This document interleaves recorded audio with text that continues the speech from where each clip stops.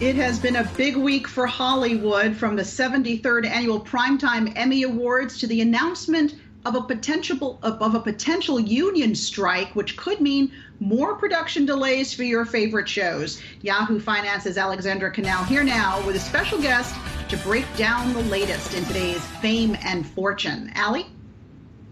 Thanks, Alexis. Yes, I'm very happy to be joined now by Santosh Rao. He's head of research at Manhattan Venture Partners. And Santosh, as Alexis mentioned, we've had a very busy week in Hollywood. I want to first start with that potential IATSE union strike. IATSE stands for the International Association of Theatrical Stage Employees, and they called for a strike authorization vote. This will reportedly happen on October 1st. Now, if this strike comes to be, it would be a nationwide shutdown. They're protesting poor working conditions, long hours, not enough pay. What could this mean for the greater streaming wars and that content production pipeline moving forward? Absolutely. Thanks for having me. I think it's going to be a big deal if it goes through. These issues were bubbling up. This is their first strike, actually, by the union. So I don't know if it'll go through because both parties need things to get back on track. We cannot afford another shutdown.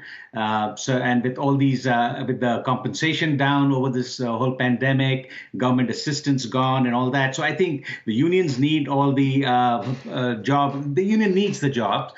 The producers need this thing to go on. So I think both are in a strong bargaining position. And this is posturing like you see in any contract negotiations, which is what's going on right now. We'll see where it settles. But if I had to take a bet right now, I would say they will settle amicably, a little bit in the middle. But both have a strong hand at this point. So let's see who wins on top. But no, they cannot. The industry cannot afford to shut down at this point. Yeah, I agree. We'll be closely watching that in the days and weeks to come. But I want to move on next to the Emmys. We have had a couple days to digest the results. Apple TV Plus, a really big winner, winning some of the top awards, 10 in total. Ted Lasso has clearly been such a success for that service.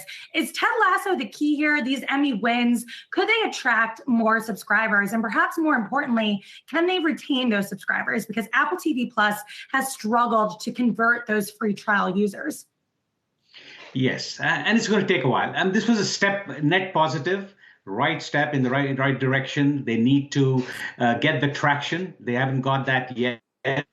And this is a good win, but it's a long way to go. It's only in the second year of their existence, so it's a long way to go. You saw the Netflix, Disney, and they're just too strong players.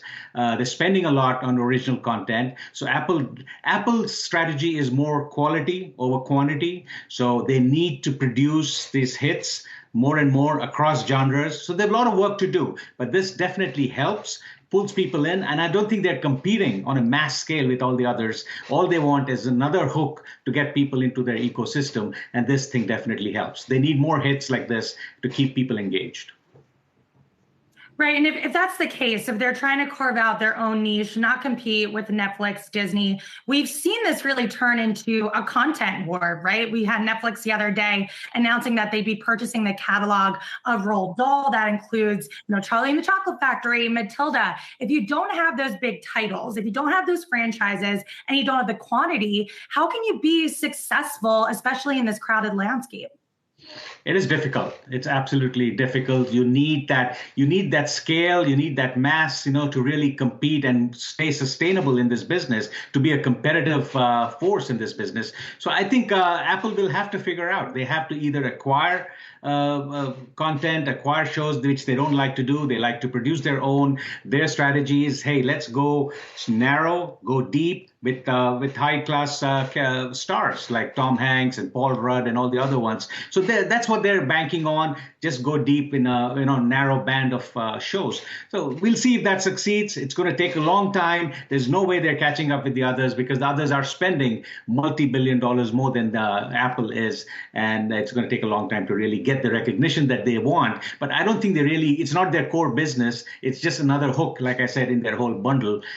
They're coming to this whole market on a different track with a different strategy. But I think to the fact that they won something, that's great, good recognition. And if they come up with more shows like this, they're going to keep people engaged in their ecosystem. Yeah, I'm a big Ted Lasso fan. So if they keep pumping out shows like that, I think I'll be on board. But Netflix is one of those players that's spending a ton of money. In that roll deal announcement, they said that this has opened their eyes to more immersive experiences, live theater, for example. We have seen them get into gaming. We've seen them get into consumer products with the Netflix Shop. Do you think this is the next step for the company in terms of growth, or will this cloud their overall focus? Because one of the things that always made Netflix so great is that their main focus was always streaming. So will these ancillary businesses sort of cloud that?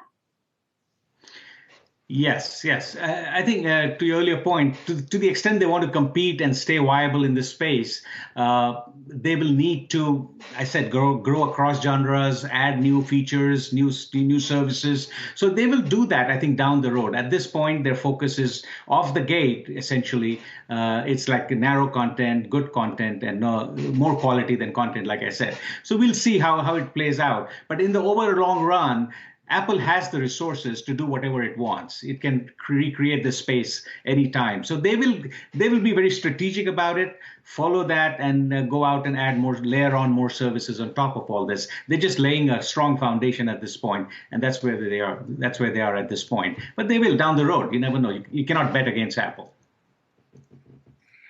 And finally, I do want to talk about Disney because that stock took a hit earlier this week after CEO Bob Chapek said that he expects Disney Plus subscriber growth numbers to slow in Q4 amid the Delta variant surge. I mean, not just Disney, but all of these streaming services, they've set pretty high bars for themselves amid the pandemic. So do you think this warning is just a COVID blip, or is it a greater sign that, it's going to be harder and harder to keep up that subscriber growth momentum?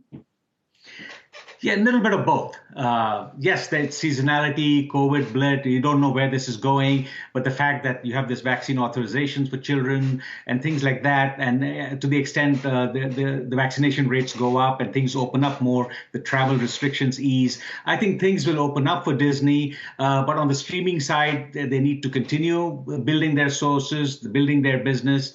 So we'll see where it goes. It's still a long way to go, but this is a temporary blip at this point as far as their forecast goes. I think it'll pick up again in the following quarters. I mean, it's hitting everyone across the board at this point. So we'll see how it plays out. But right now, I would say it's temporary. Yeah, certainly a ton to watch. Santosh Rao, head of research at Manhattan Venture Partners.